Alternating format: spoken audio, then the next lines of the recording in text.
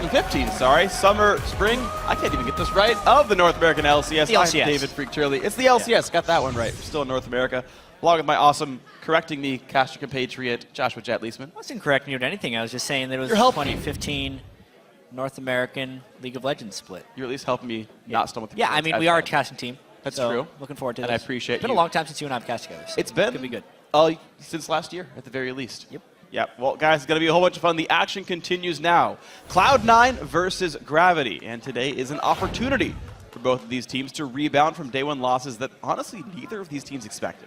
Yeah, you can absolutely say that. I mean, on the faces of Cloud9 yesterday, you could see how hard that loss hit them, and kind of for good cause. Even though they have been together for such a long time, they'd actually never had a day one loss, and they specifically do not like to lose to TSM. But they kept getting outmaneuvered by TSM. Bjergsen got that one kill onto High, and from there, that singular advantage was just carried through so heavily on Cloud9. And it was strange because it almost looked like the team lost, which is a very rare type of loss for Cloud9. Yeah, so well played by TSM. C9 going to have to bounce back from this. We're going to see if they can leave that defeat behind, coming out strong today against Gravity. Now, Gravity is a team that many considered the strongest of the new teams to win their way into the LCS, but they did not look that way yesterday. You're absolutely right, because the last time we'd seen them before yesterday was at the expansion tournament where they completely crushed their way through. But if we look back on that game, there wasn't really anything redeemably positive about that performance yesterday. It was just bad for them. Yeah. And they completely have to bounce back. They have to dismiss that game altogether and walk into this one with a fresh peace of mind. So we see if they can do that against one of their toughest competitions in the entire split of Cloud9. Now, C9 say that they are constantly trying to improve their game, and that includes adapting some of the lessons from Worlds for the NALCS. We're basically the only team that hasn't really changed. I'm definitely excited to see how we're gonna compare to all the new teams, because basically every other team is a new roster. We still work well together, so there's no reason to change our rosters. Well, the biggest change we've had during the offseason has been moving. We moved up to North Cal from LA.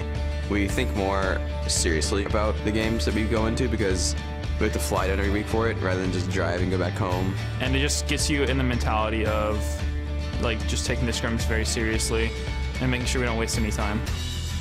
I was pretty happy with how we did last year at Worlds. We learned a lot about how to play as a team, really. And we've taken that to our practice and been trying to apply it and trying to get better. A lot of what we did in Korea was just learning that every time we see someone, they're not actually alone. They're going for Acorn. It's going to be a tower knife. He's not by himself. He's got his entire team behind him. They can be there at the snap of a finger. In comes Dani as well. They're trying to get the hell out of there. It's a double kill for Samsung Blue. Going forward, our goal is definitely to do better than we did last year. It's the beginning of a new year. It's a completely new patch. I'm pretty excited for the LCS season to start again. It's been a while since I've seen my comrades in combat. Well, Cloud9 looking to do better than last year, and last year was second place in North America, so there's exactly one spot on their minds. Yeah, and they also want to do better than they did yesterday, and True. It starts here. Yeah, well, if they can beat out TSM and everyone else, see if they can do it now today against Gravity. Let's check out the starting lineups, because on the blue side, it is Cloud9 in their home colors, Balls in the top lane, Meteos in the jungle, High in mid, Sneaky on AD carry, and Lemonation at support. And on the red side, it is Gravity, with Hunter in the top lane, Old Man St. Vicious in the jungle, Keen in mid, Cop on AD carry, and of course, the explosive Bunny Fufu on support. We'll see if he gets his thresh in this game, one of his better champions for sure, something that kind of everyone watches out for. Yeah. Now, Gravity early game was very rough last time around. I think it's something that actually both these teams had a bit of a rough time in. So a lot of great ganks by Winterfox set Gravity far behind. They never recovered. Yep. Bjergsen solo killing High, where he was so respectful of a Rek'Sai gank, he kind of, I would say, misplayed the lane, let Bjergsen get in on him. Yeah. And then they never came back from that either. Yeah, for Cloud9, their side lanes were playing very well. The lane swap worked out for them. But yeah, High had the Fizz over Ahri last game. And I was actually talking with Charlie after the day, and he said, yeah, Fizz wins that matchup.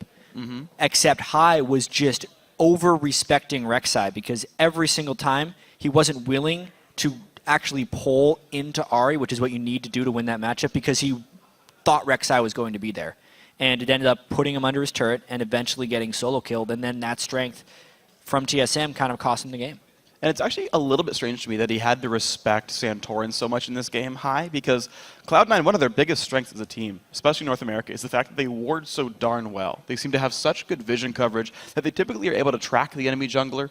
Meteos does a good job of that himself. Their deep wards typically see where the enemy jungler is running around. The fact that they never got tabs on anyone, that they were always so afraid to play aggressively and push an advantage high specifically, that's atypical and, of course, was a big factor in that loss. And that's, I'm sure, what they talked about afterwards. Cloud9 normally is the team that doesn't mess around when they're playing these League of Legends games, and they're able to close out games against inferior opponents fairly quickly. That had been the case until Summer Split of last year, when they actually started playing to the level of their opponents, which is something they really have to watch out for here. Since Gravity did not look very good yesterday, they need to show themselves to be the superior team. And for Gravity, it's a chance to try and be a giant killer. Yeah, we'll see if they can do that. Of course, Cloud9 is a team that started their season out 0-2 against Complexity, for example. As you talked about, playing down to the level of their opponents, you don't expect C9 to drop these types of games. Gravity going to hope for a performance much like that. Jarvan going away from St. Vicious. See, Cloud9 still do have smiles on their faces as they start picks and bans. There are so many things that these teams want to ban, and there are a ton of different strategies you can use coming into this. Because you just start listing off the champions that could be banned. You're thinking, all right, Sivir, Annie, Rek'Sai, Gnar, Kassadin, Lissandra, LeBlanc. Like, it goes on and on. Rumble, maybe even a Lee Sin or something. It's too many to ban. So at that point, you really just start having to strategize which champions do you know, power pick-wise, that you can play the best, or which champions do your opponents know the best that you want to deny. And these are just looking like fairly generic bans on both sides. Yeah, so far that is the case. Ball's pulling his fair share of attention, though. 2 of the 3 bans so far aimed at him, but this is a man I feel like we see adapt quite well to the times. Whether it's a tank or a mage, he seems to perform quite nicely, especially by NALCS standards. Hauntzer, a name that many of you guys don't know very well. When he was on LoL Pro over in the Challenger Series, was one of the shining stars of that lineup. And now, his LCS, not quite debut now, his second game though. A player I expect to do well. And amazingly, a Fizz ban over Rek'Sai. That's actually a name we didn't even mention when we were going through the pluritude of champions that are bannable. Kassadin as well coming through for Gravity. I think that Rek'Sai is an overpowering pick in many circumstances. We'll get to see if Meteos has had time to practice it enough, since it's just banned all the time in solo queue. You only get so many solo queue practice games there. Morgana going to get picked right away for Bunny Fufu here. And the early Kassadin pick also blocks a lot of the potential mid laners that High would want to play, such as a LeBlanc. Typically consider Kassadin very good in this matchup. Also considering that Rek'Sai is a flex pick, and I guess we just don't see her play top lane much, I still think that chance exists. But it's always something that I want to keep in the back of my head whenever I see this champion picked. This is the 5.1 patch that we're playing on as well. And to me, the pre-nerf Q top lane Rek'Sai really put her over the edge. I'm getting it this time. Yeah. I'm going to be calling Rek'Sai I'm hearing you. The majority of the game. Not making any promises. But yeah, when she did more damage up top lane like that, it was more overpowering there. I think now it's the mobility and the vision control that is really making it a big thing. And with Sion there, it's pretty much guaranteed in the jungle. Yeah, virtually guaranteed in this one. So Janna also comes through for elimination. Happy to play this game with a very well-rounded lineup. Some disengage, a big tank there, and a great early game jungler. And the crowd is chanting for Gravity, because why not? Who wouldn't want to see Urgotheimer? St. Vicious is also, in the expansion tournament, the player to bring out the most off-the-wall junglers. His jungle Karthus was actually very impressive in one of the games. Yes. So the door is open for them to do things, even though Lee Sin is up.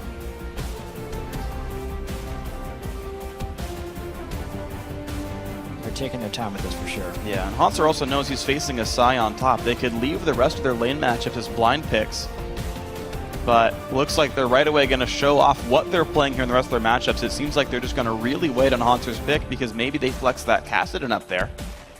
Saint will play Vi, and Cop will play Corki. Probably his best champion. Yeah, Cop getting Corki this late into the draft is quite solid, considering that Sivir is already banned away. That's typically what people have been playing against Corki, is the Sivir for the spell shield on the Phosphorus Bomb, as well as the teamfight utility. It to leave Sneaky to pick something else. And to talk to your Kassadin point a little bit, I actually almost default to thinking it's going top lane. Yeah, at really. this point. I see so many top lane Kassadins really do well. Ooh, well, Sneaky's going to be well protected in this lineup. And maybe Kassadin's going to be a big threat there. And also a Black Shielded Vi being very hard to peel. I just kind of thought about that. Gravity might have had a really good read that Cloud9 needed some kind of high damage carry up there. And they've got potential for this one. Yeah, it's going to be an interesting little back and forth here since Orianna and Janna plus a front line of Sion Rek'Sai is a really hard AD carry to get to. Yes. And even though, yeah, Vi and Kassadin can guarantee you get to them, with the shielding that can come out, I don't know if it's enough to actually kill it. That's a fair point. I kind of like that amount of protection Cloud9 threw into the last few picks. And Gravity, if they do this Zed, is just going all in on actually killing the Kog'Maw. Yep. Well, Cobb, thankfully for himself, he's on Corki because he's got no protection almost at all for himself. Gravity have a lot of ways of going in, and we'll see if Cloud9 can make them go back out. Really like it. Yeah. This creates a very tense level of power between the two teams, because if Gravity can actually get a little bit ahead and Cloud9 is unable to shield their carry, it'll swing completely in Gravity's direction. But I feel like as soon as Cloud9 gets a little bit ahead, they would just be able to steamroll, since Gravity is really relying on assassination. They're very short range. There's very weak wave clear here with Zed and Corki trying kind of mediocrely to kill off minion waves if the pushes do happen to start here. Cloud9, great defensive tools on their own. So yeah, I think a difficult battle for Gravity. They have that one trigger that they can pull. And how in the world is Corki going to shred through Rek'Sai Sion?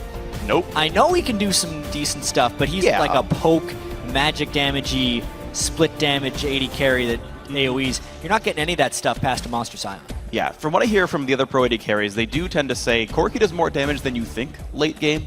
The true damage passive actually, I think, very underrated in the champion. You just have guaranteed damage output against a champion like Sion with a Frozen Heart and a Thorn Mail. But yes, Trinity Force users a bit lower in the DPS scale. Sorc Shoes users lower in the DPS scale. I do agree with you that the front line's going to be a bit tanky here.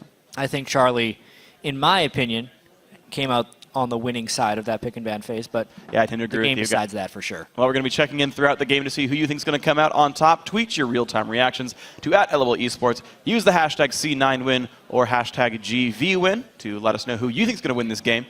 And we'll see if the picks and bans determine all of it. Likely not, of course. Every time we show this crowd shot, I just see Reginald cheering in full view of everything. It's going to happen all season. He's even the backdrop of like half our interviews. It's great. Reggie's always featuring in every side stage interview. Reginald is omnipresent in the North American LCS. Certainly one of the players with the biggest impact overall. I think it's fitting. Mito's defensive ward, they would have seen that it got warded. Ooh, they got it too. So Gravity get to be once again in the darkness. And they're going to be able to get pretty good ward coverage over the Western jungle. Keen able to watch for invades on his own right. Yeah, it looks like Gravity's scouting the lane swap. Cloud9 had such a great lane swap open against TSM. It would be unsurprising for them to do it again, especially considering it is a Kog'Maw against a Corki. I think Corki wins that matchup pretty handily in a 2v2. Yeah, the one thing that I do want to think about, and you're right that Corki is going to be able to beat Kog'Maw in most matchups, I do actually like Janna against Morgana, because the attack damage buff, as long as you can dodge Dark Bindings, means your AD carry is better than their AD carry because you have a Janna shield. And so I actually consider this matchup closer as long as you can dodge Bindings, and of course that is a big if. Also, it's the first time I've seen base Morgana since the patch, the texture update. Everyone runs skins on her. But that is a significantly improved base model. Absolutely. I wonder how long these guys are going to be splitting jungle, because I have seen, and I actually rather like it. Notice how Bunny Fufu is running back to the top lane now. I don't think that's necessary. Nice. Everyone's like, how did balls die to the Raptors? It's a plan. Yeah, he kills it faster if he executes himself, actually, because he gets the attack returns passive, hits level 2, revives very quickly at base, and can immediately teleport to lane. And it's the same plan as the first time for Cloud9. Balls immediately TPs top lane and tries to just absorb experience. Now, Corky Morg does have threat here, and Balls has to be aware of getting jumped on. I mean, Dark Binding's been learned here. Does Saints everyone up in there too? Fantasy with Balls just lose half a point because he did Raptors? Yeah? Yeah. Hey, he gets 4 CS for it, though. So they lose 0.46 points. Well, there we go. He's already making it back. I'm just, wow. Yeah, he's able to be so relentless here. And there's Yeah, just I wonder how threat. much he's going to shove out. I mean, because he was able to get level 2, and then Sion actually has very good distant wave clear skills. I wonder if he's going to be able to continue to CS because of his level advantage in that lane, even if he's got in the lane shoving the other direction. That'll be really interesting to watch for. True. And he did just get a friendly ward down from the recall to watch for any jungle ganks. There's not even a good way for Saint to jump on him. Binding, will it come out here? Is it even up? Yes, it is, and that's actually the big risk, because Ball's gonna die. Yep.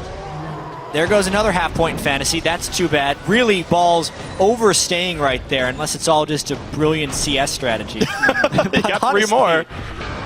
With his 15 CS, it's not worth the kill giving up on the other side. That's 400 gold to Bunny Fufu, which can litter the map with wards this early on in the game. Yeah, he had the dodge of Binding for that to be worth it. Even just flash it or something. Didn't happen. Great play by Gravity. And this slowly farming Hanser is maybe going to have an okay game now. Yeah, Since it's true. Ball's We always pretty have to big. look at the other side of the coin in these lane swap scenarios.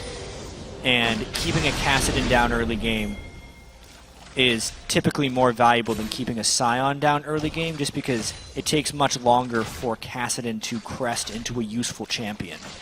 And at 5 CS at 4 minutes and 15 seconds and only level 2, Kassadin's nowhere close to being useful.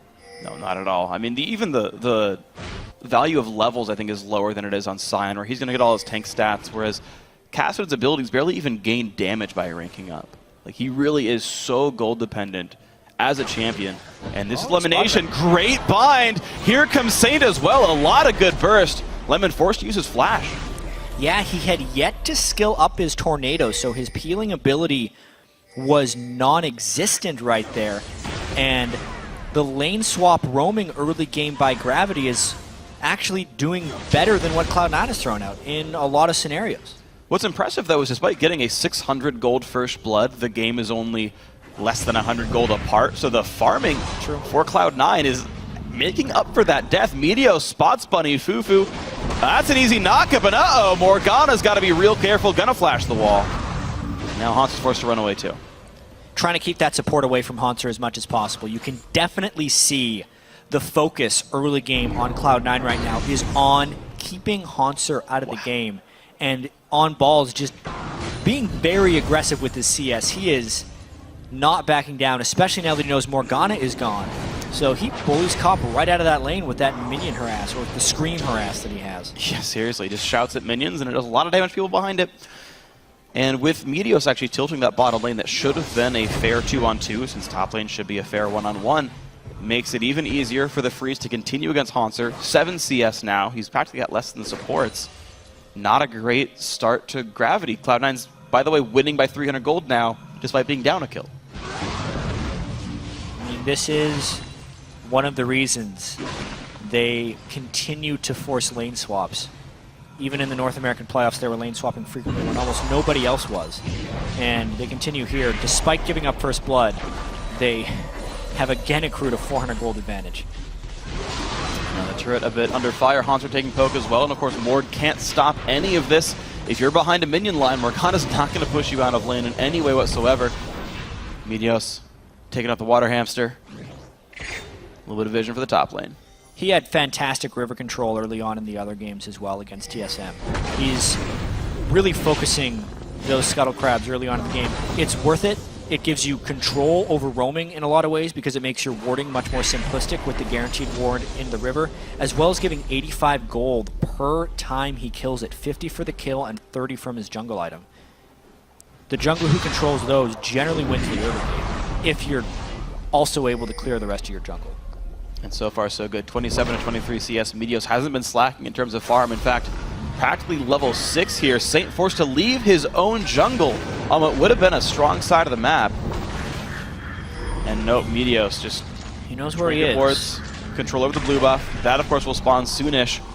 C9 already ready to fight for this. Bunny Fufu only level 4, but there comes the engage. High gonna take a lot of damage. Shockwave will hit, but is it enough? No, St. Vicious picks up 1. Now here comes Deathmark. Will it be more? This is pretty dangerous. Balls gets 1 thanks to a teleport and an ultimate. Elimination survives as well. What a great fight for Cloud9.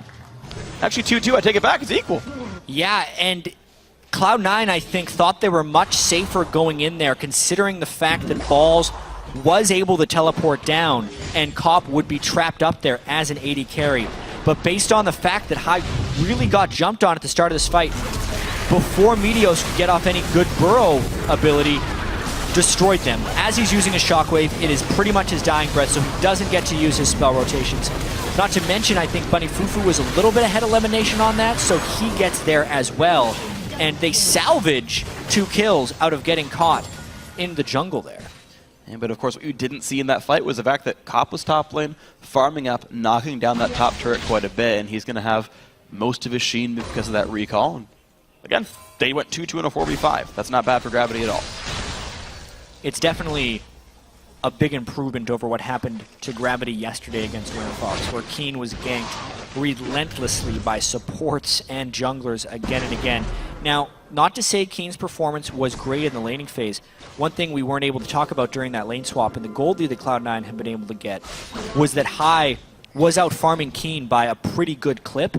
That's actually equalized now because Keen was able to pick up that kill during the skirmish in the jungle.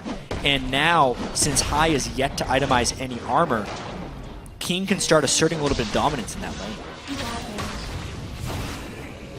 Yeah, Cutlass done no major defensive items at all for High, just some ability power that makes his shield better. Not exactly a big boost. Meteos so far has saved the Rek'Sai ulti, not to get around the jungle too fast, but maybe he will find a gank on that champion. Both blue buffs have been transferred successfully. And so far we stay in a holding pattern as the lanes go back to their generally expected allotted champions. And now we have to track how Haunter's able to farm against Balls' Asylum. Cassian is pretty good at CSing under turret. It'll be a matter of whether or not Balls can get harassed down beforehand. As we mentioned yesterday, those Rek'Sai screams are some of the most anticlimactic things in League of Legends.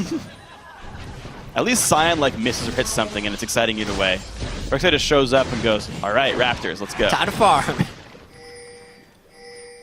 Speaking of which, I actually think Meteos is going to be looking for some engagement shortly. He did the classic Rangers Trailblazer while he's farming, and then when it became time to upgrade to his Warrior Enchantment, he's gone with the Chilling Smite option. And that is the item for Rek'Sai. It allows him to close the distance and get the knock up with ease. That's going to be a good thing for Meteos then. Got plenty of rage. Going to be able to fight quite nicely here. Despite being 0-1, I think life goes okay. And of course, you can see that Cloud9 intended for all these lane matchups to exist. You notice that Balls' first item pickup was in fact Spectre's Cowl, expect to be fighting Kassadin, not a Zed, not a Corki. Knew that actually fell right into Cloud9's hands, by the way. Knew it would swap back eventually, and also because Dragon will become an objective that Gravity wasn't going to want Corki up there forever, otherwise they would basically just have to forfeit those things based on the teleport advantage. So a smart item choice there, but the question will be now how well they can capitalize on this, you know? We saw yesterday when Meteos was spending that time top lane, mid lane started losing, and they weren't able to get much done. The classic synergy between Meteos and Balls was kind of non-existent yesterday, and even though they swept this ward, they still know Meteos is in the brush because there's another one there that they're not accounting for. Exactly, and Saints kept himself on the top side of the map, knows he hasn't been spotted himself because he's got the Raptor buff on him, so no wards have spotted this Vi. However, Cloud9 get cold feet. They see, hey, upper jungle's cleared. Saint was here recently. They get some wards down, that's nice, but otherwise that just stalls out.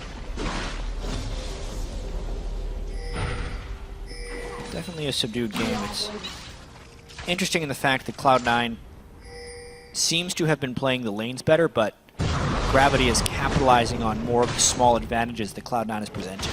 Or basically punishing Cloud9 for some of their over-aggressive moves. Balls in the top lane, and honestly, even though Cloud9 could have had an advantage in the jungle fight that High perished in, they were not properly grouped to display that type of aggression. Yeah, the fact that Gravity, I do just want to call back to the fight because it was so good, immediately, without hesitation, went in, You had a flash Vault Breaker for St. Vicious. The Zed came in right away. The binding was there. They just jumped on the first guy they saw in the invade. Gravity definitely not looking shaken from the first day's loss. And it's somewhat to be expected. There are a fair number of veterans on this team, Cop and St. Vicious, as the leaders of this team. Yeah, nothing's happening. Just some Krugs. But honestly, this point in the game is when Gravity is going to have to get some farm onto their assassins. The gank from St. Vicious needs to work. I think he should probably be working on Keen the most. Try and combo a kill onto high if they can get there without being counter-ganked. That's the fear, because Rek'Sai is so good at counter-ganking. I don't think Sion's a gankable lane for them right now. And if the game continues at this clip, it does seem like the protection that Cloud9 can offer Sneaky's Kog'Maw will kind of grant them an ultimate victory. So it's not Cloud9 that needs to be pressing. That's one thing to watch then is Gravity. Can they keep the aggression going? High so far feeling safe despite being in the face of a couple of wards, but he's got teammates to make sure nothing bad happens to him. Though Gravity holds control of vision over Dragon, that might not mean much. Cop loses the recall. And Cloud9 really happy just to toy with these guys and make these fairly slow, minorly safe, aggressive plays. Yeah. 400 gold lead for them despite being down a kill. Again, I have to just stress that there's literally 1,000 gold lead from the laning phase that Cloud9 have created. Yeah. I wonder if they'll turn their eyes towards Dragon Control, or they're willing to just kind of ignore it and wait for the other guys to do it. Yesterday we ended up seeing a pretty big difference in strategy. Some teams not able to go for Dragon, other teams heavily prioritizing it. Yeah. And I've actually kind of been waiting for two teams with the same mindset on Dragon, that they only want to take it if it's free or if the other team is taking it as a counter, to meet against each other, because then no one's actually going to be doing Dragon until about 20 minutes, since they'd both just rather counter. There's that mid lane game. There's a hard engage, a lot of ultis burned, shotgun comes in, but it is not going to be enough. St. Vicious gets the kill despite a death mark. Balls shows up, Saint can just hop the wall though, does so safely. Meteos also forced to retreat. Ball's not going to die here, but you said get some kills on assassins, there's the start. And they burned everything. They brought the house at high right there. Flash on Saint, flash on Keen, and they are able to close down the kill, meaning next time there will be no flashes all around the park. So they should be able to do that again as soon as ultimate cooldowns are back. 3 flashes, 2 ults for that one. The flash is going to be 5 minutes away, but hey, 1 kill at a time, maybe that's fine if Cloud9 refuses to play aggressively and make you pay for those cooldowns. Ball's going to stay and actually roam himself towards the bot lane, interestingly enough, because they've sent Sneaky top to, I presume, continue bowling Cassidy. It's interesting. That's going to really hurt their Dragon Control. But as I was mentioning beforehand, they're not necessarily caring about the Dragon that much. And yeah, the turret pressure could be the critical thing. One thing that can stop St. Vicious and Keen from returning to that mid lane gank would be if they can kill the outer turrets and get some deep wards inside the Gravity jungle with safety. They already have that one on the side that Saint was just there. You can see Rek'Sai and Janna over on the other side getting that vision control, doing their best to protect the mid lane. Well, you had mentioned the bottom lane matchup at the beginning of the game, and I know Kobe and I talked briefly about Sneaky and Lemon, how Lemon a very underrated support in this duo lane, one of the scariest. These guys, despite being on late game champions, a comp you typically want to wait for the late game for, have by themselves primarily taken down 2 turrets. The bot lane in a 2-on-2 matchup that they now have won, the top lane from the rotation. They don't care about this Dragon that Gravity are so keenly looking for. Yeah, well basically because Gravity was not able to track the move up into the top lane, this was one of those gifted dragons that Gravity is just going to take. I don't think that was a prioritized dragon by Gravity for any means, but it's going to be nice to get that 6% attack damage and ability power, more so when they get a few more items. Yeah, I think Keen's already going to have a good amount of help from that one. He builds a good enough amount of attack damage, and Zed does scale quite nicely on the stat. But you're right, as time goes on, that first dragon is worth a large bit more. And actually, Saint, and this was actually a nice aggressive tunnel usage. Saint's getting jumped on. He's gonna go down. The flash on Burrow misses for Meteos, but who cares? That is Saint getting killed. Well, it's gonna be a continued fight because they're collapsing. Good shocker though. Hanser forced to flash away himself. 1 hit from Dead. He goes down. Nicely done. Sneaky on a double kill. And is Gravity really going to stay? Keen wants to, pokes him down. Ults on the eye, who's got no mana. Buddy Fufu claims the kill secure. Keen still on the chase, some nice rockets, but Keen, one hit away, just limps out. Sneaky is ignited. Rockets still firing in. Gravity are certainly not done, but Meteos is going to try to turn this one around. Is it enough, though? The puddle. Bunny Fufu has got 3 kills this game and is a bit aggressive here. He binds Sneaky, but the no living mana. artillery forced them back away. This is a hectic fight. What a battle those guys had on the side. By the end of it, Saints all the way on the other side of the map after respawning. It seemed like Gravity was just piling in mindlessly after the Cloud9 catch, but they were actually able to turn 2 kills out of it, thanks to some nice play from Bunny Fufu's Mord. You can see right at the start here, Saint with his exhaust didn't want to try and bring any damage. It could also not escape. He is making the call right there to have the fight turn around. That's why he would use his ultimate, and that's why Gravity tries to come in. But they don't necessarily account for high. The shockwave onto where Hanser Riftwalk was a huge turn there, and they really underestimated the damage of a Janus shielded Trinity Force Cogmon. But the fight and replay are so long, Cloud9's already back pushing the mid lane. And so Xeon had gotten 2. The fight ended with Gravity finding 2 more at the end of it all, so it went pretty equal, all said and done. But of course, when you've got 2 turrets and you've been outfarming all of your lanes, not to mention the 80 CS lead top specifically, Cloud9's ahead here. The Kog'Maw's going to push down this mid turret. 20 minutes in, the outer ring has already gone down. And take what you will out of Balls dying once in the top lane early on in the game, and the failed invade between Hy's Orianna. The lane swap worked. It worked wonders for Cloud9 because of that monstrous discrepancy in Balls' CS and Hanser's CS. The Kassadin is required for the Gravity team comp to work. Yeah. They need Kassadin, Zed, and Vi all to be serviceable in order to shut down Sneaky. And the fact that Hanser is not even close means those 2 kills from Sneaky may turn out to be insurmountable as far as Gravity coming back in this game. Yeah, and honestly, keep in mind, there is so much scaling available. Not just because it's traditionally Cogmon, that's how the champion works. Elimination's got a Magize, is likely not to die very much this game. That's going to be some more power, some bigger shields, some more heals that can't be pushed through. And we don't talk about it much, Sion's an infinite scaling champion. He's getting a lot of farm up there on that champion. The highest in the game gets bonus health every time something dies. And will also be unkillable. They're going to try. They get some damage out of Sneaky. Meteos gets away a bit, but Sneaky very, very low. Shockwave catches something. Bunny Fufu really going in for this one. 1 kill picked up. Sneaky's going to be the second one. Wow, the assassins are working. Keen gets high as well. Everybody is dying. It's really only Balls left at the cost of 2 kills. Super worth it for Gravity. Unbelievable that Gravity was able to get a continual flank. I mean, that's why they were picking so many divers. It was going to be that push and pull between the protection and the assassination, and this time the assassination gets a royal flush and they just destroy whatever Cloud9 had right there. I can't wait to see that fight again, but they are pushing their advantage off of those 4 kills. Will they get turret number 2 for this one? Trinity Force, BF Sword, Corki is going to be a lot of damage. Zed with a Blade of the Rune thing, enough attack speed to make it even more. And yes, 2 turrets answered back. Gravity have equalized the turret score and equalized the goal. Let's take another look at this one. I mean, he doesn't even land the binding, but because St. Bitches got his Q onto Sneaky and then the lockdown, they just couldn't work around the peel. The shockwave from High, completely lackluster. That was needed to stop them down, and Balls was not there as a front line, so the Assassins could actually come clean through. Even with all the flanks warded, because Sneaky was a little bit too far forward, they were able to get that fight. Wow. This is a big blunder by Gravity, though. We've seen this before. Cloud9 sneaking a very early Baron, of course. 5.1 the patch we're on here. Barons don't last too long. Everyone on Gravity is bottom. No one guessed that was going to happen. You have to wonder why. Yes, there was some lacking ward control. Dragon is not even up. We're 22 minutes into the game here. And Cloud9 is able to get a Baron to bounce back after that fight. The gold they just got from that pushes them slightly ahead of Gravity.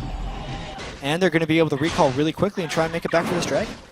But the one thing to keep in mind with this Dragon is, of course, it's a Baron buff team. Exhaust is back for elimination as well. Rek'Sai screams towards the top lane.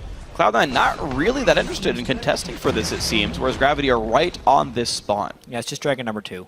So Sure. it's not too big of an edge for Gravity. Cloud9 will happily trade the Baron for that Dragon.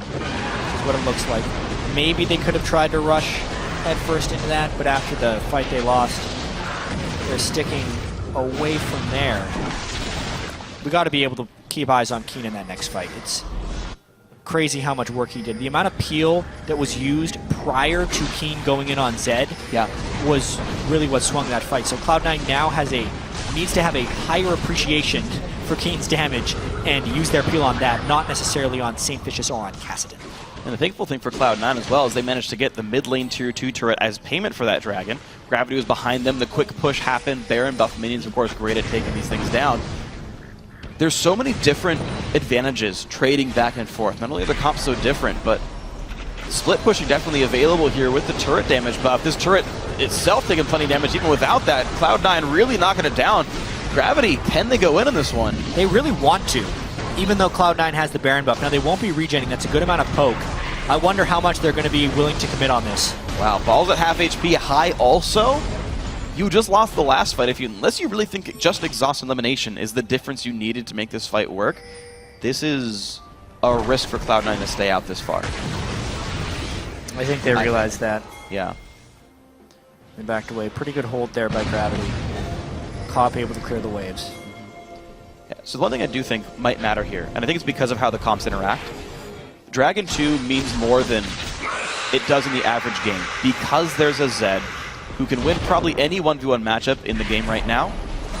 Maybe not against Sion, but has turret pressure because of this Dragon buff.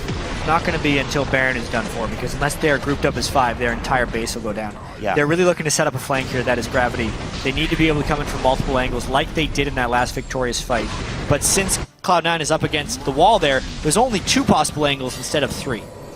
Now they're going to run backwards and to the left. They know something's a bit amiss here. They actually pinged the warning. There's the ward spotted out Keen. The artillery from Kog'Maw also make sure they know he's there. And now Cloud9 have 5 of those 6 outside the base turrets. A few seconds left for the empowered recall. And Cloud9 have managed to capitalize really well off that Baron buff.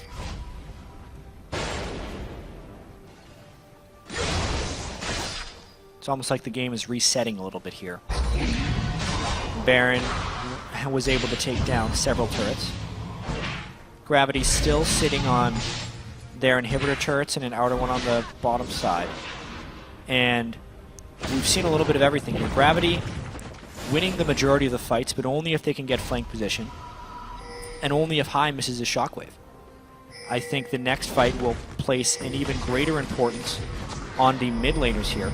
Whether or not High can put down a greater zone of protection with Orianna, or if the exhaust can shut down Keen, or if Cloud9 can just straight up heal him because he's a big threat now.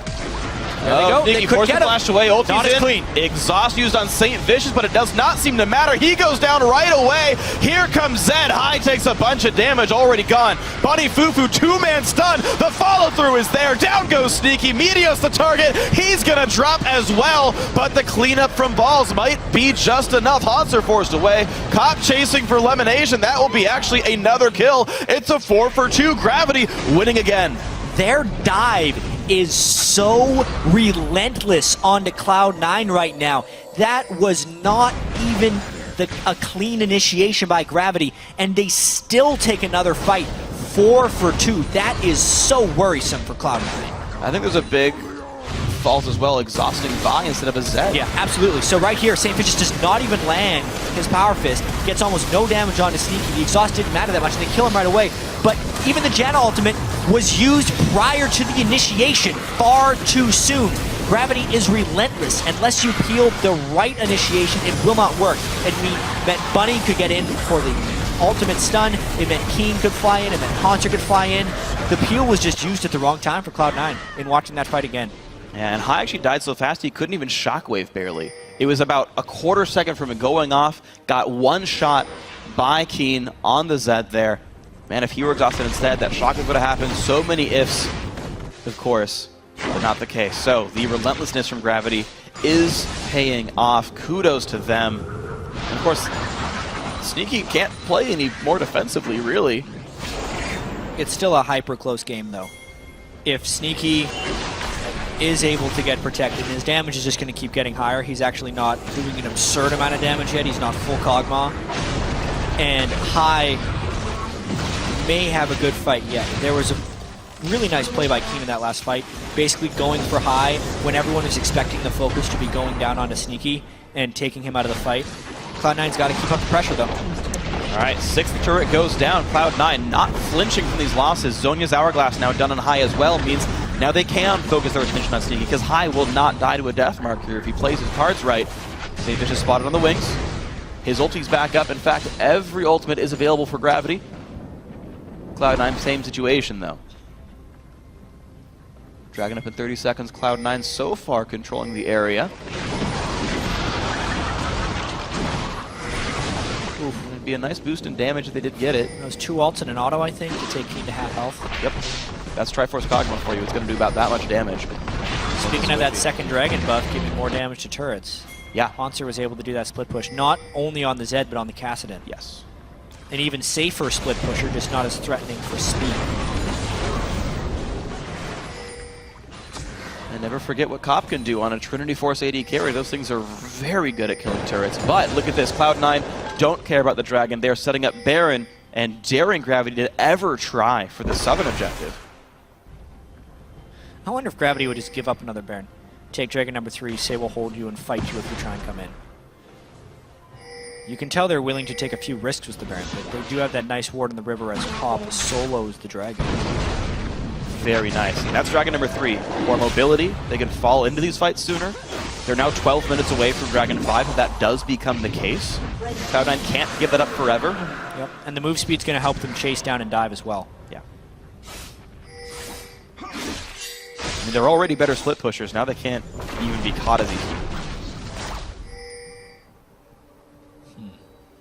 I don't know. Gravity actually in control of it. It's very impressive. Putting Cloud9 in a real danger of starting season 0-2. Which would be unthinkable after watching them dominate IEM San Jose. Here they come. Slow on a Sneaky. Will they go in? A rocket lands from Cop. Balls a very large tank. But yeah, he doesn't really feel any pain in this one. Level 15.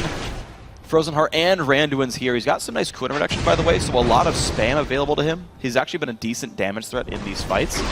But the fights are so short-lived, it doesn't really matter what kind of damage Balls can deal. So tricky. Balls just needs to find a way to keep people in front of him. It's just Gravity went all in with that last pick Zed. They were going to skip the front line from Cloud9. That seems like their plan. It's been working pretty well. Just running straight for the squishies. So far, so good. See if I can land one good shockwave. It was Bjergsen who beat him up in lane in the very first game of the split. And Bjergsen more or less hard carried TSM in the matchup. High here has missed, honestly, numerous shockwaves. He had a good early laning phase, but now 0-5 and 7.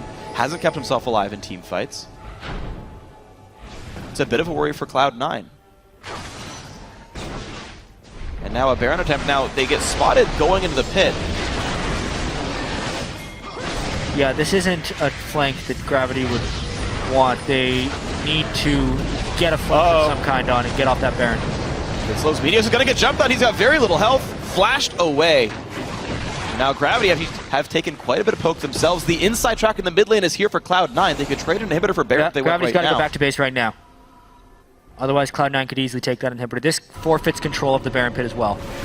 It does smash a giant minion wave in the bot lane, though, and look at this damage output. This could be the 6th turret for Gravity as well. Looks like some of the recalls have gone off. They will defend the base. Bot lane turret does go down as well. So, hey, Gravity got themselves a slow push bot lane, made C9 stick mid, made Balls TP top, got a turret for it. This has turned into an incredibly close game. 3 dragons are the only differentiating factor, really. Even turrets, even gold. Kills are close. Wow. And such great interactions between the team compositions as well. I can't say that enough. Gravity recognizing that Cloud9 had built a lot of peel, and then instead of trying to pivot at the last minute, just went even further into the same direction. Some would say If you do that, you can dig your own grave. But Gravity has played it properly. They're still in this one. And this Baron is probably theirs. They're going to want to try, though. Baron goes down. It's been picked up. Ball's in the front line anyway, though. In comes Bunny. Flashes in. Looks for high. They're going to break all the shackles, though. Stun on St. Vicious. Now, how will the rest of this fight go? Sneaky. Low on mana. Not much artillery available. Balls and Meteos on the front line. Taking up plenty. No assassinations have yet happened. McKeen has ulti. Goes in and a sneaky. Nice flash over the wall. Hanser. Zonya's off on the side. Gets the kill onto high. 1-for-0 Gravity. And out they go. Down goes Sion. 2-for-0 Gravity. Cloud9 forced to run away. Gravity That's just the show. seems to be far too mobile for Cloud9 to keep their mitts on. That was as good as Cloud9 is going to get a fight, I think. They had the front line in place, trying to keep as many people back as possible. Zed flash ulted and then got peeled, but the flash away was straight into the midst of a Kassadin, and now with a Baron buff and 2 people dead, Gravity looking to take a big edge. Absolutely massive. Baron buffed up. Inhibitor goes down in the mid lane. 4,000 gold lead in their pockets, and they've got Dragon number 4 only 2 minutes away. What a Wow. way to bounce back. I mean, after Gravity Got destroyed. steamrolled by Winter Fox, a team that is running with 3 substitutes. It goes to show you how anything can happen in the LCS, and anything will happen in the North American LCS if you wait long enough for it. This is quite a performance here by Gravity, and honestly, some definite miscues by Cloud9. I think the early game team fights, the peeling was done improperly, and it's led to fights like this, where basically the initiation is not clean from Gravity. The front line is actually set up by Cloud9. Meteos and Balls are in the right place, zoning out St. Vicious, keeping them back. Morn can't do anything. But then this back line is too far separated from the front line. High gets nearly blown up by one combo, finished by the second. All the while, people are trying to protect Sneaky. It just becomes too chaotic and too spread out. The conventional team comp from Cloud9 needs to stick closer together, but the mobility from Gravity and the fedness of Kassadin now, despite that lane swapping, getting to Zonya's and Rod of Ages plus the Void Staff, it's just too much now. Kassadin has actually been able to achieve a proper level of farm thanks to the team fights going Gravity's way earlier in the game. And it's just impeccable how they've managed to navigate this game. I think their champions individually are more self-sufficient. You talk about their mobility. I talk about the fact that Cop doesn't need peel. He can do it for himself, and there's no way a Sion threatens a Corki ever in the world of League of Legends. And Sneaky's got to be like, well, there's a Zed on one side, a Kassadin on the other, sits in the middle of the fight, lets High go down, and Gravity makes the fight so split up. It's amazing to watch them play this. Dragon's up now. This will be number 4. I can't imagine Cloud9 contesting this. That looks that way. They still have the Baron buff and an open front door to Cloud9's base with that inhibitor, which would make the flanking somewhat possible. But I'm very curious as to whether Gravity would be willing to dive on top of one of those inhibitor turrets. The amount of punishment that an assassin would take if Cloud9 can hold strong under these turrets may be enough for a final fight, but Gravity's been very hard to dissuade from initiating in the past. Let's see what happens here. They lose their Baron buff, so it's very hard to see that. They have very few siege tools, so Corki does really high damage in short bursts, and actually he's not that catchable outside of a flash shockwave like onto Rek'Sai. I think that would actually catch Cop out, but that's kind of the only option I feel they have. And that said, Gravity do not have to play aggressively. In 6 minutes, they get Dragon number 5, and that could be all the siege tools they need. In 4 minutes, Baron respawns. That might be all the siege tools they need. It definitely seems like at this point, they just need to take shots with Bunny Fufu's Dark Binding. And if one of them lands in 5 minutes, maybe they can get a nice turn. If it doesn't, then they go take Dragon 5. Yep. They'll actually overlap. Dragon 5 and Baron will overlap. At least a little bit. Interesting timing. Also, people on Cloud9 had to peel away to kill super minions, so they're getting as much damage down on these turrets as they can without fully committing. Oh, boy, good Black Shield. They took 2/3 of that turret. Doesn't look like Cloud9's going to be able to hold this. Gravity may not have to wait for Dragon number 5. Not with all these waves. Cloud9 can't keep up with the wave management. Not at all. Very nice by Gravity, splitting up, not getting caught out. The more I look at it, there's not a lot of reliable hard engage by Cloud9. Sion can be dodged away from a black shield. Meteos sets a flash on Burrow for a 1 second knockup. And you can just black shield whatever does get caught out here. And while High would love to be able to land a shockwave, if he lets the ball leave his side for a second for protection, he's going to die. As we've seen in a few fights, Hansu just jumps on top and uses a spell combo, takes 3/4 of his health. Very true. And a very large risk. Cobb with a Bloodthirster shield, able to hit inhibitor turrets whenever he wants. Last patch, definitely would have hit him. Hansu blows up High, by the way. That is Speaking a of top lane which, kill. Yep. How did Now, that happen? the two of them showed up. High didn't see it coming. Zonius wasn't even used in that, though. High Fast. having a very rough game. There's a second inhibitor going down. The bot lane still being sieged safely. Oh dear. Completely Gravity's game to lose at this point. And then some. 2 inhibitors, maybe a third on the way because High is gone. And that turret is a few shots from death. This could be a triple inhibitor take by Gravity with ease. Looks like it's going to be Cloud9 seeding that and letting Gravity take that third hit. Now the mid one has just respawned, so do Gravity stay for this? High's up in 10 seconds. Health bars have been slowly brought down just a little bit. Gravity are going to stay. Cloud9, will they contest? You'd almost hope Cloud9 tries to fight out of desperation, but Gravity never even gives them a chance. Nope. So triple and hit dead throughout the Baron respawn. About the time Dragon comes back up as well, but this could just quickly be recall to base, buy some items, a Baron if you want, and ride some minions into the base. We'll get to take a look at this High death as well. Yeah. Wow. You're not going to get Zonius there. But once again, the ball was gone for half a second, and he got jumped on by 2 assassins. High not performing up to a Cloud9 level these first 2 games of the LCS. Getting pressured heavily by Bjergsen in game 1. And while he did have an early laning phase here, just not many plays on Orianna. Wow. They're going to have to rush this down super fast. Well, they have a play to the Rune King They have Kog'Maw. 0 inhibitors. So Yes. even if this Baron just turns into an extended fight, Super Minions kill their base, and they're caught in the Baron pit. This is going to be ugly. All Gravity need is time. All they need is for the minions to win them the game. Cloud9 jump in on Saint, but he is tanky. Balls gets hit by a Baron. He's lost a lot of armor. Keen from the back line. Ults on a Sneaky. Nice ulti by Elimination, but it's not going to be enough. Down goes almost all of Cloud9. There is no way to get out of this one. Sneaky is going to be the 4th casualty. Balls chase whatever down he can, but minions are already in the base. Hansu's going to TP in. This is GG.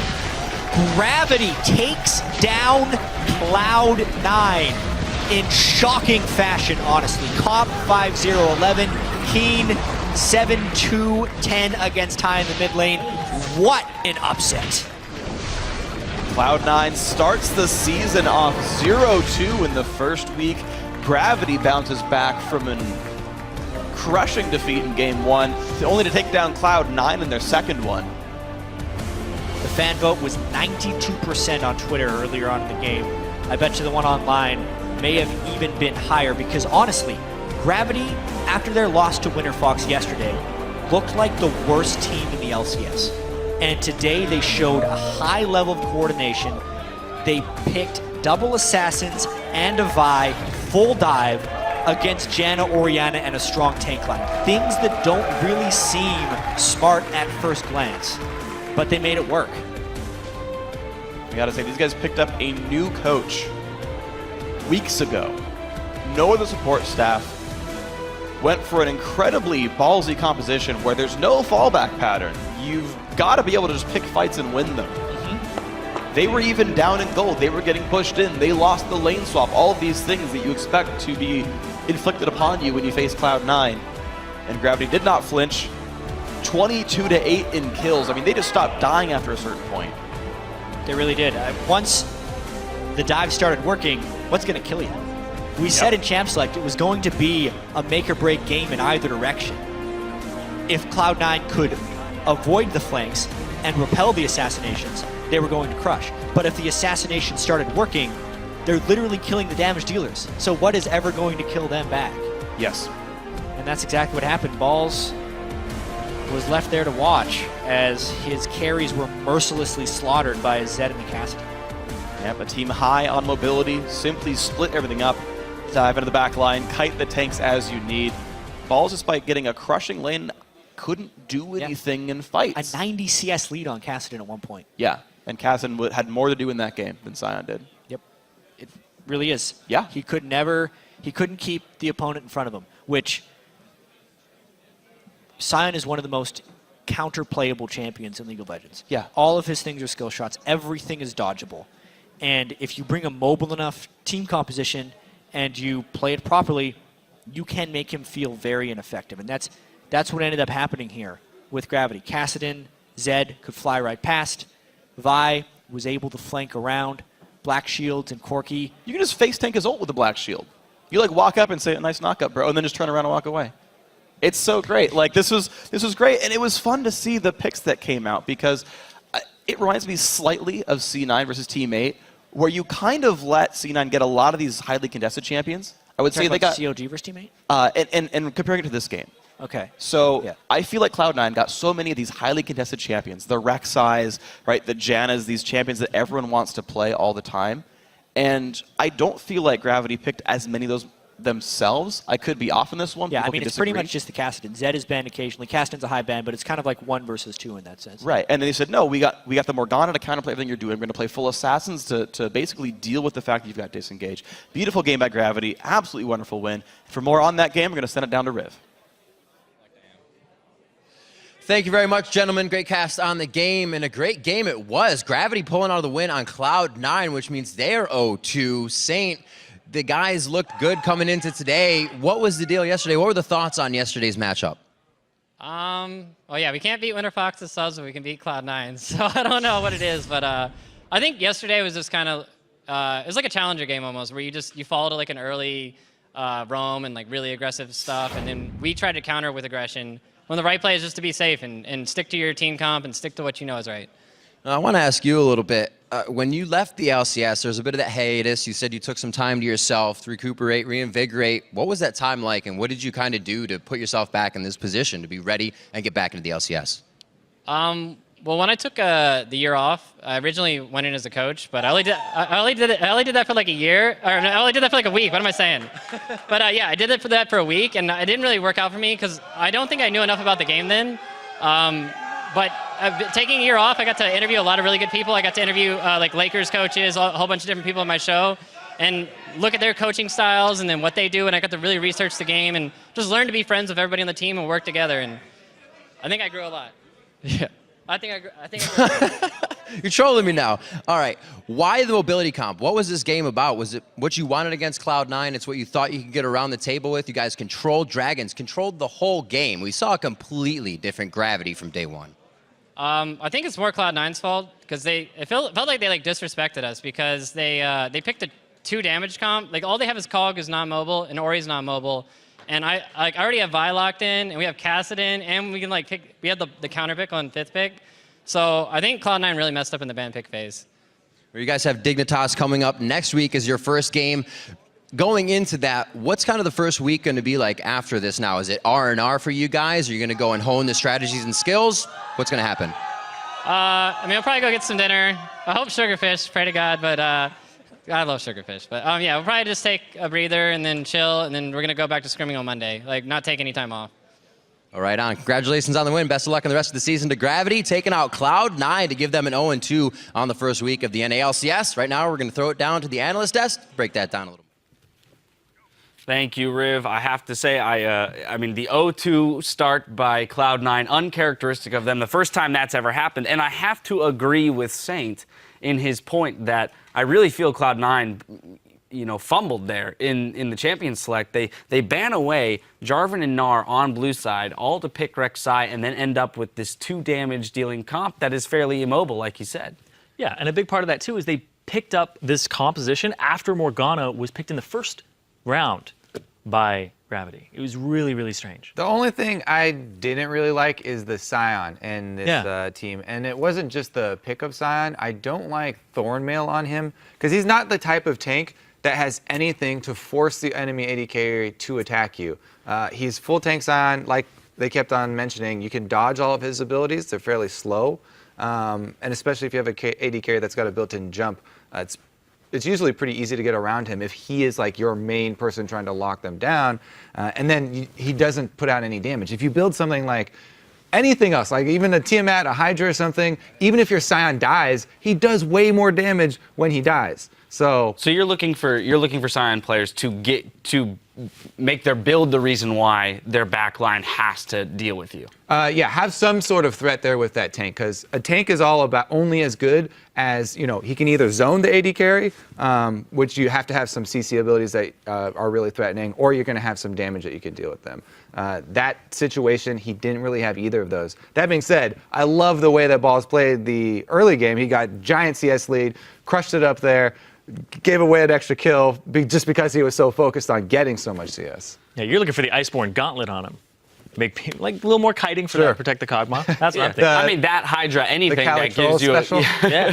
Frozen Mallet, who cares? But that too is also worrisome. The fact that he was up, as Jat said, at 1.90 CS. I mean, early 90 to 45, double the CS that early in the game is just humongous. It is worrisome that Cloud9 is struggling to take these early game advantages that they find themselves with and convert them to victories. Yeah, they did it yesterday too when they had the better lane swap. They come out on top because they're better at freezing lanes and kind of making advantages there. But then when the junglers kind of get in the mix, it seems like the enemy jungler usually is just one step up over Meteos at these times, ganking the mid lane. And that's where we see these advantages coming from in these last two games. I did feel kind of bad for High because he was doing really well in the mid lane, early levels, and then they take that little excursion into the enemy jungle following Meteos that really turned it around, got them in trouble, and that was what, kind of all started the downpour there. Right, immediately following, there was another gank mid. Everyone piled in on top of High. This is not to take anything away from Gravity, because if we jump to their side, day and night, the difference between their play yesterday, as Saint mentioned in the interview, their play against Winter Fox, where he felt it was very challenger level, like we're just going to bash our heads against the wall until it works or lose. And then today, a much more methodical approach to being behind and turning the game around. The thing is, it was actually fairly similar. It's just that it worked this time when they went with the kills. They still went. He went super ham. He was flashing in. He would Q, then flash, then get the ultimate off, but they had the follow-up this time. 2 solo lane assassins. They have the damage. All that Vi has to do is hold down the AD carry for a second. He got to Sneaky. He would either get some summoners or something out. Even if Vi goes down after that, the assassins can easily take him out. And once the assassins start getting fed, that's where the team really shines. This is really just the difference between the aggression when they were too far behind to make it work yesterday, and they actually made the first step this time. Let's pull a replay up because we've got a couple that kind of illustrate this point. We're going to go 20 minutes into the game. We're going to the mid lane. And Kobe, I'm going to let you take this one away. First example of Gravity kind of turning the game on its back in terms of retaking control. All right, let's take a look. Midline. Oh, yeah, here we go. So Saint's already charging up his Q, as you can see, over in the side. Let's roll the clip. Flash Q there from Bunny. Just barely hits Meteos, but you can see Saint's eyes are always right on Sneaky. Cop is on the top side, coming in as a flank. Jack kept mentioning the multiple angles that they were going to attack Sneaky from. You can see everybody swarming into that back line. And for this fight, Balls actually had to ult into it because he wasn't there at the beginning. So that's one of the only ways where Stein could be an effective front line is if he was already there and already being able to hit a slow and try and charge up his Q. Then he would at least have could take a whack at trying to peel for Sneaky and keep him safe. But this one wasn't even there. I like the immediate initiation from Gravity, no hesitation there, and they jump on the back line. Yeah, and High ended up missing a shockwave there, only hit Bunny Fufu with it, and then he was completely out of mana and couldn't do anything from that point on. Also, I like how they're assigning their assassins. Keen is putting pressure on High, and then you have Hanser run in to get the slow onto Sneaky, and then he also has their their jungler, St. Vicious, on Sneaky as well. So they're dedicating 2 people to shut down that Kog'Maw, and then nobody really has anywhere to go with their damage threats at that point. And it's so important that they also used Corki as their AD carry because he has the longest range dash as of AD carries, and he was almost a semi-assassin himself. Since Corki builds right into Trinity Force, a little bit more durable, and then he usually builds Blade of the Ruined King right after, so he's a little bit an assassin of AD carries as well. You can see he was fine coming in from a flank himself, that fight. Now we're going to pull up our second replay and get right into it. Zyrene, I know you wanted to take this one away. 25 minutes into the game, mid lane, another great example of the commitment to the team fight by Gravity. Yeah, and this is basically more of the same of what we were just talking about. You're going to end up seeing St. Vicious go with the hard engage, the flash, the Q, the R onto Sneaky, and then take the fight away from there. Well, it'll be pulled up on your screens in just a second here. All right, here we go. All right, so we can start rolling the clip right now because Saint is going to come out from Fog of War, flash, Q. Then he's like, well, I'm not done with you, Sneaky. R's in.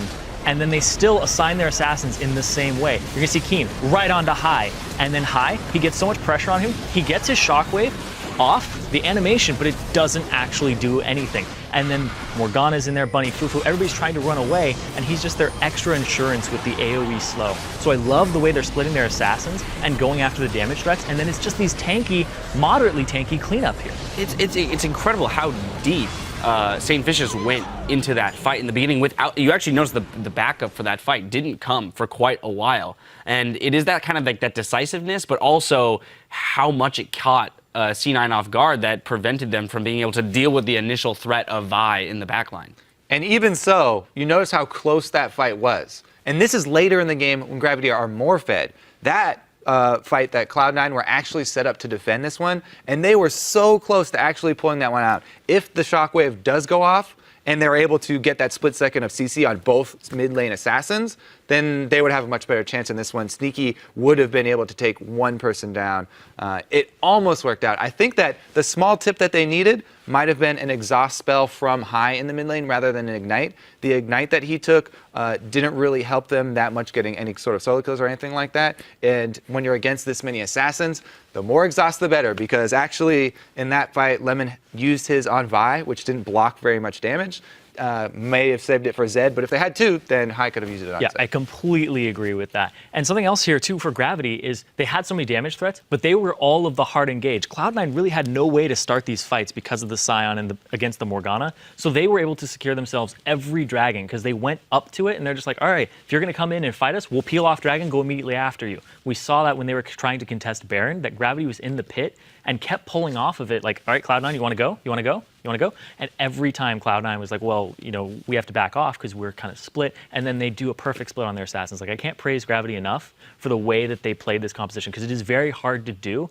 And one of the only teams that I've seen being able to like pull it off effectively was like CJ Entus,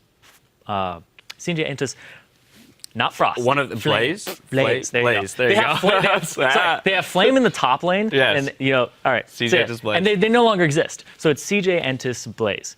They pulled it off when they had a Kali, Zed, and Lee Sin, and they had triple assassin. I thought it was absolutely beautiful to watch. And then when I see it here from Gravity, I see little sparks of that. Well, I have to say, a little bit worrisome from Cloud9. Two, you know, fairly solid starts in both of their games, but definitely falling off. You know, and coming out with losses across the week. And then, of course, over on Gravity, I have to commend them for really stepping up their play here on the second day of week one, coming out of the week 1-1. Now we'll see if we're in for any more surprises today. After the break, it's going to be Game 5 versus or Team 8 rather versus TSM. You're watching the NALCS, and we'll be right back.